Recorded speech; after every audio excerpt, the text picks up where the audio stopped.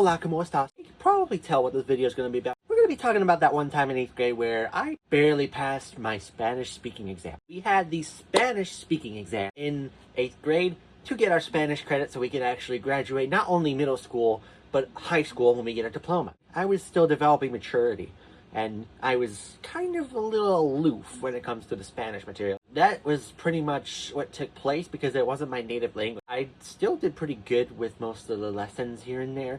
I remember watching an anti-bullying PSA for some reason, even though it was Spanish class. Like, what are the big deals between anti-bullying and Spanish? Just be too literal right now, but we used to watch that as just a side thing. Just planning our speaking exams and stuff and how we're gonna go across things. I can't remember the exact material, but I want to say some of it was written, and you know, we had to like identify the terms based on what they mean, or we had to find similar words. But coming up to the speaking exam, your boy was nervous. He nearly had butterflies in his stomach. That's how crazy it got. I remember being a lot nervous for the exam because I didn't know if failing it would have meant that I would have been able to not go to high school because I would have to stay back. And I've never gotten held back once in my entire K through 12 career. And coming up to the speaking exam, I was literally like furious. Like, we had to go in a certain day. I think it was after school. I remember waiting for my turn outside of the room that we were in. And, you know, the middle school was not as big as the high school that I went to. And I remember sitting there. I took a slow-ass time to answer and reply with all these Spanish terms. And he was asking me about stuff. And I just went with, you know, basketball is fun. And I talked about basketball. And I had a limited vocabulary when it came to Espanol. And the amount of times I'm going to say Spanish in this video is surreal. I was freezing up at some points, like muted up, because I just didn't know what to say. Like, I couldn't even memorize most of the material in my head because I had to remember all the other things in my head for other classes like math, science, history.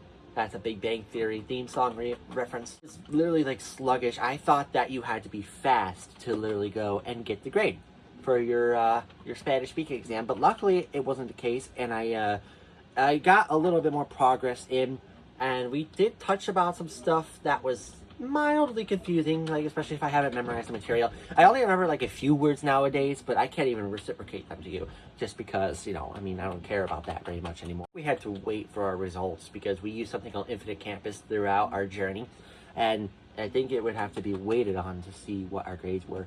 I think mine was 70 or 80, which wasn't really great and contributed to my 3.7 GPA, but you know, for memorizing a lot of digits of pi and stuff, that doesn't really add up. But anyway, I digress. So I came out of there nervous because I wasn't sure what the results were going to be like and if I did good enough according to the teacher.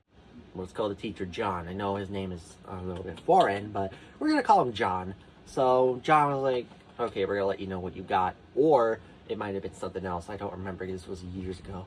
But basically what we had to do was just wait. And I checked out Infinite Campus one time. Like, it was literally just before our summer break, our summer vacation, before we moved out to high school. And I literally looked, and I got a decent grade, a passing grade, but a decent one. And I was like, oh my gosh, how did I even pass? That's not even my native language. And then I go tell my parents, and they're proud of me because that's not my native language at all. So I would literally be confused heck. The whole year, I was worrying up to that point upon learning that 8th grade was the finale of the class and also the big moment to get this thing done. Kind of an introduction for me to Spanish, because fun fact, I used to take French, but you know, for my own private reasons, it was too difficult. So I switched over to Spanish because I had more familiarity, very little, and I actually got it done. So that was my little story on how I barely passed the Spanish speaking exam. And I hope you all enjoy. If you want to see more real-life stories from mine, crazy experiences, stuff like that, make sure you smash the like button and comment down below. Let's get this video to 10 likes, and I will do another one.